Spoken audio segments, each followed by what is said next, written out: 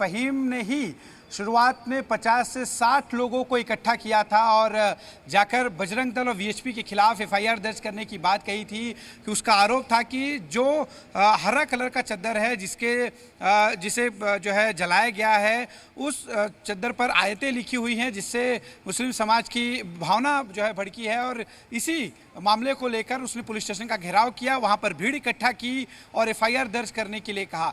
हालांकि इस पूरे मामले में एफआईआर दर्ज भी कर ली गई, पुलिस ने अपनी कार्रवाई शुरू की, लेकिन तब तक भीड़ बहुत ज़्यादा उग्र हो चुकी थी।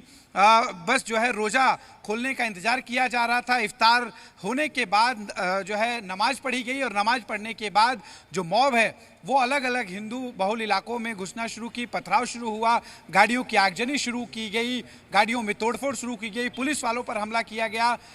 33 पुलिस वाले जख्मी हुए, जिनमें 3 डीसीपी स्तर के अधिकारी, एक डीसीपी के हाथ पर कुल्हाड़ी से उसका हाथ जो है उस पर वार किया गया, जिसकी वजह से उनका हाथ पूरा फट गया। ये जो हिस्सा था, इस पूरे मामले में फिलहाल जांच चल रही है। 60 लोगों को, फ़हीम समेत 60 लोगों को फिलहाल गिरफ्तार कर लिया गया है।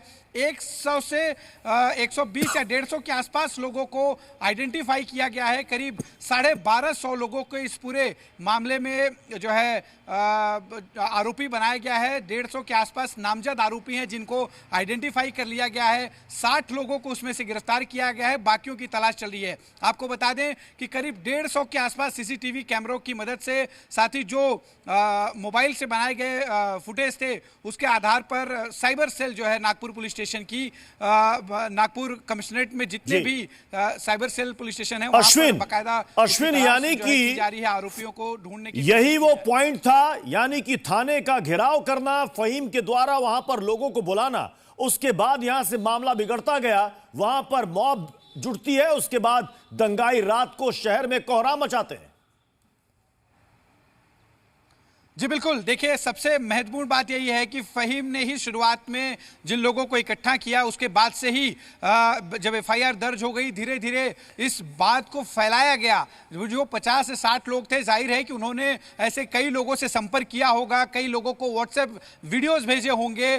जो हरे चद्दर को जलाने की जो तस्वीर बजरंग दल और वीएचपी की थी, उसे लोगों तक पहुंचाया गया होगा। सोचिए, फ़हीम अकेला अगर 60 लोग को इकट्ठा कर सकता है, तो जो 60 लोग फ़हीम कहने पर आए थे, उन 60 लोगों ने और कितने लोगों को इकट्ठा किया होगा और कितने लोगों तक यह मैसेज पहुंचाया होगा। और इसी आधार पर इफ्तार का इंतजार किया जा रहा था।